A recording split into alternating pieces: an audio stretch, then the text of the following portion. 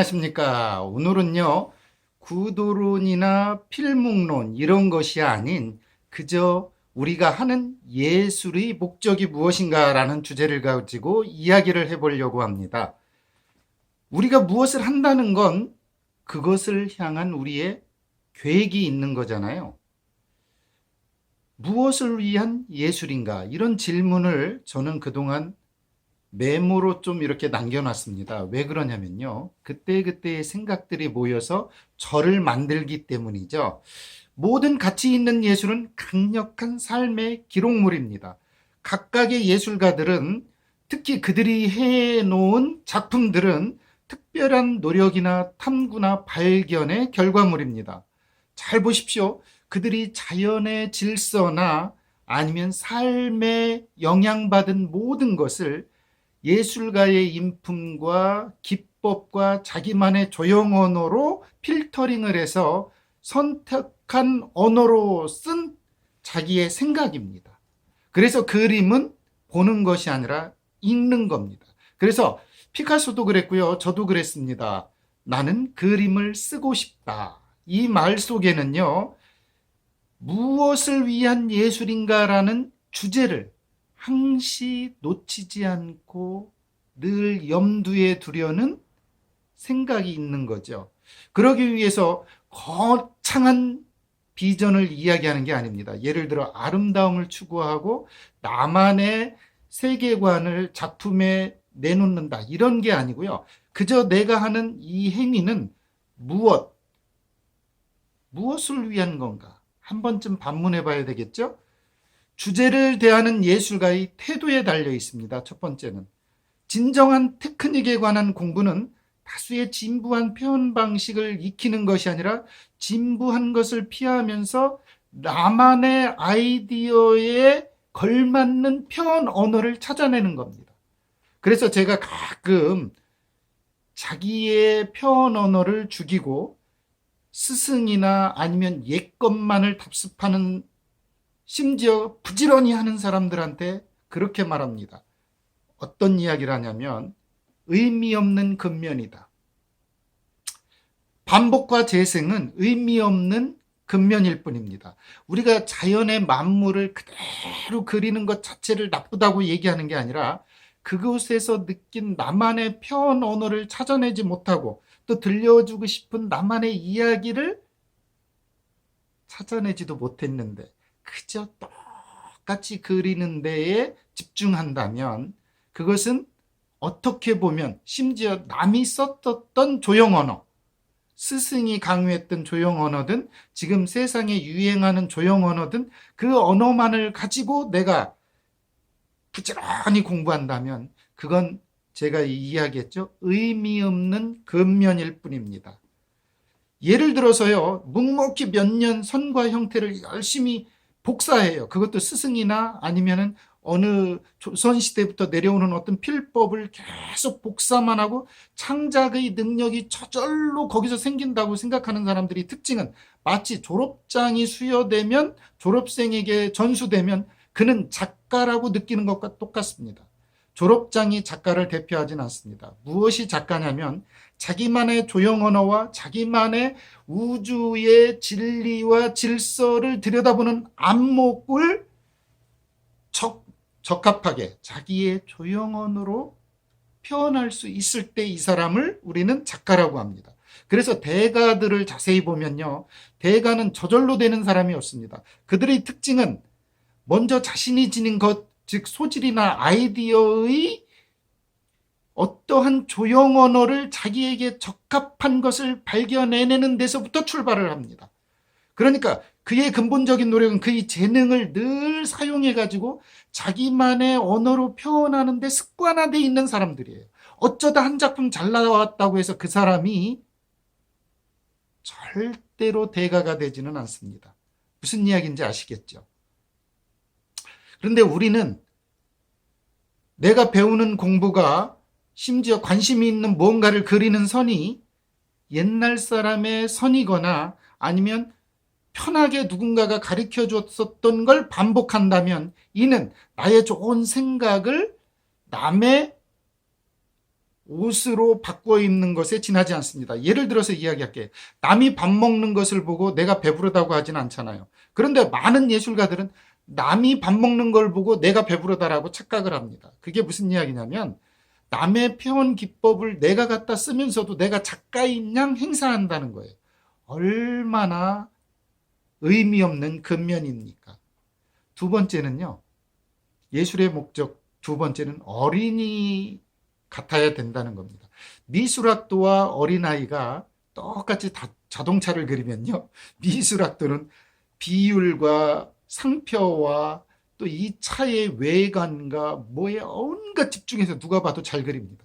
그런데 어린아이를 딱 그림을 보면요. 그걸 탔었던 기쁨과 엄마 아빠와 이걸 타고 놀러 가다 보니까 차가 웃고 있고 구름 위에 떠 있고 차의 비율은 상관이 없어요. 그런데 그걸 보는 순간 아이의 감정이 느껴집니다. 아이의 조형 언어는요. 차를 통해서 고스란히 전해집니다. 그런데 미술학도 전부가 그렇다는 이야기가 아니라 근면, 의미 없는 근면에 노출되어 있는 사람은 어린아이 같은 심정을 잊어버리고 오로지 잘 그려야 된다는 데 빠져 있습니다. 예를 들어 윤곽을 그리는 데 있어서 선이 의미를 상실한 거예요. 우리가 그리는 윤곽의 선이 도대체 어디에서 왔는지를 의미를 파악하지 못하는 사람입니다. 즉 선을 연습하다 선에 함몰된 사람이에요. 그 선이 자연에서 왔다는 걸 까먹은 사람이에요. 눈 덮인 산 등성이의 선, 그리고 나무의 선, 바위의 선, 그것을 내 감정과 생각으로 느꼈었던 많은 것을 잊어버린 채 그저 선에만 집중해서 선에 의해서 내 감정을 까먹은 사람이에요. 어린아이 같은 그런 마음을 잊어버린 사람입니다. 어린아이 같은 마음은 그것은 노자나 장자나 이야기하는 것을 떠나서 심지어 종교론적으로도 떠나서 그것은 예술가에게 꼭 필요한 건데 그 이유는 뭐냐면 어린아이는 즉흥적인 감정의 몰입력이 굉장합니다. 즐거우면 즐거운 티를 내고 싫으면 싫은 티를 냅니다. 그런데 어른들은 어떤가요? 눈치를 보죠. 일단 여기서 내가 너무 슬퍼하거나 여기서 내가 너무 기뻐하면 어떤가요? 어린아이 같지 않다면 이는 너무나도 자연스럽고 확신에 찬 상냥을 얼굴로 자연을 대하는 습관을 잊어버린 사람입니다. 모든 자연은 반응의 힘을 갖고 있습니다. 아주 민감하고 수용적인 자세로 그것을 바라보다 보면 거기에서 나는 분명히 반응의 힘을 경험합니다. 이 반응의 힘을 어린아이처럼 즐거워하는 상태로 그릴 수 있어야만이 예술의 목적에서 벗어나지 않습니다. 그런데 이때 중요한 건 자기만의 스스로 결정을 내리는데 훈련이 되어야 됩니다. 저 예술을 느낌을 영감을 주는 저 자연을 보는 데 있어서 그대로 그리는 것에 집중하는 것이 아니라 어느 부분이 나를 이렇게 황홀하게 하고 있고 나를 들뜨게 하고 있고 여기에서 누군가에게 이 이야기를 꼭 전해주고 싶지라고 하는 어린아이 같은 느낌을 반드시 내 스스로 결정해야 됩니다. 당신이 내린 결정이 예상과 다른 형태의 모양을 보여줄지라도 그것에서 빗나갈 수 있을지라도 자신이 무엇을 생각하고 느꼈는지에 집중할 필요가 있습니다. 이것이 자기교육입니다. 남이 나를 교육하는 것은 중요하지 않습니다. 스스로를 교육하는데 어린아이 같은 마음으로 받아들여야 됩니다.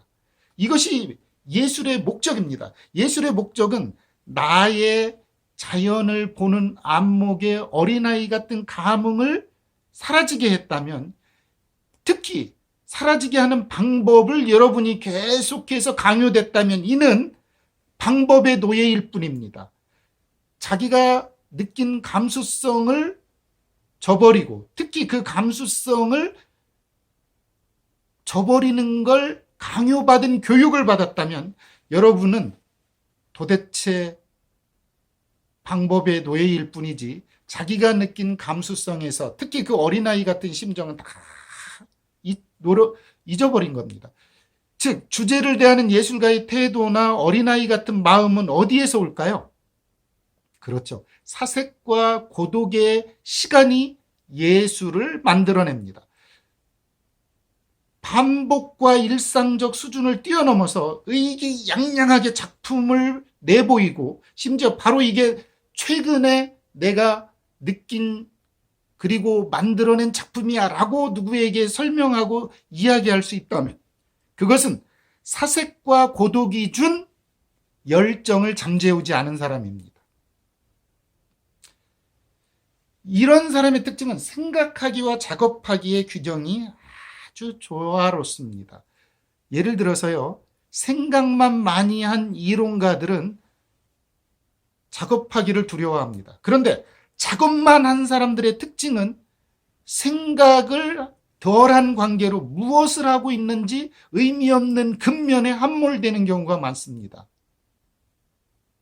예술은 자연을, 우주의 질서를 아름답게 본 나만의 필터를 통한 조형 언어를 남에게 들려줄 때 그것이 누가 좋다 나쁘다라고 얘기하는데 주저하지 않습니다. 왜 그러냐면 사색과 고독을 통해서 자연과 나와의 로맨스를 그 누구로부터 방해받지 않기 때문입니다. 예를 들어서 생각하기와 작업하기, 이 두 가지가 가장 중요한 이유 중에 하나는 어떠한 자연을 보는 나만의 기분 전환, 즉 예를 들어 환경이나 기법을 바꾸면서까지도 오랜 정적을 통해서, 사색을 통해서 거기서 싹 건져낸 언어에 집중하는데 최고의 기회를 줍니다. 이 기분 전환은 사색을 완성하기도 하고, 불안한 고독은 나의 믿음이 옳다고 믿게 하기도 하고, 그 믿음을 실천하게 합니다.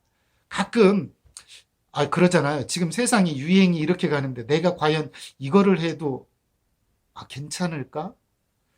제가 붓을 잡고 있을 때 늘 주위에서 그럽니다. 요즘같이 빠르게 변하는 시대에 붓을 잡고 너 어떻게 하려고 그래? 저는 이렇게 말합니다. 나만 행복하면 이 붓을 놓아버렸을 거야. 붓을 잡고 있었을 때 느꼈었던 나만의 자유로움을 누군가도 느끼게 하고 싶어 라고 이야기했습니다. 행복은요, 밖으로부터 나에게 주는 것이 아니라 나로부터 넘쳐서 남에게 주는 것입니다. 이것이 어린아이 같은 기쁨이에요. 그렇기 때문에 모든 예술계의 위대함은 예술가가 사색과 고독의 시간을 통해서 내어놓은 개성의 언어에 달려 있습니다. 어떻게, 예를 들어 내가 작품한 한 화면 안에 조직과 집중이 결여된다면, 즉 주제의식이 상실된다면 이 사람은 요소는 많이 배웠습니다. 예를 들어 내가 어떤 화폭에 이것저것 저것을 여기다 그려넣는 기술은 뛰어나요. 그런데 내가 주제의식을 잃어버렸어요. 이 그림을 왜 그리지? 라는 것을 잊어버린 사람은 나의 감수성을 포기한 사람입니다. 오늘 빗소리가 들리네. 거기에 걸맞는 음악이 들리고, 코끝에 차 한 잔이? 이렇게 추운 날씨에 저렇게 새싹이 올라오다니. 문득 바라본 창가에 참새 한 마리가 졸고 있다니. 이런 자연에 대한 감성을 통해서 나만의 느낀 언어를 표현하는 거예요.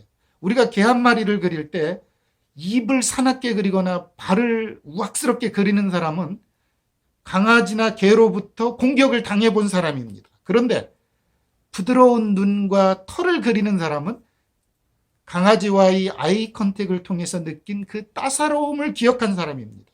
그런데 비율만 따지고 그리는 사람은 나의 감수성은 저버리고 오로지 난 잘 그리는 선을 갖고 있어 라고 하는 선에 함몰된 사람입니다. 자연이 준 선은 상실해버리고 내가 그리고자 하는 선에 함몰된 사람이에요. 예술가의 위대함은 예술가의 개성에 달려 있다고 했잖아요. 이 개성은 어디에서 온다고요? 자연의 질서와 우주의 질서, 그리고 세상을 바라보는 나만의 인문학적 시각을 나만의 조형 언어로 표현해낼 때 개성은 드러납니다. 그렇기 때문에 그 개성적 언어 선택은 누구로부터 강요받아서는 안 됩니다. 모든 요소는 주제를 위해서 존재하잖아요. 그죠? 내가 누구로부터 배우거나 옛사람의 모사를 통해서 또는 임서를 통해서 느낀 필의는 내가 표현하고자 하는 주제에 복무하기 위해서 그렇지 내가 거기에 노예가 되기 위해서 존재하진 않습니다. 그런데 제가 필목론이나 아니면 구도론 같은 걸 설명하다 보면 많은 사람들은 거기에 함몰됩니다. 그 예술가들이 흔히 그러잖아요. 나를 배우되 나를 잊어라. 이 말의 특징은 예술가의 수많은 일 중에서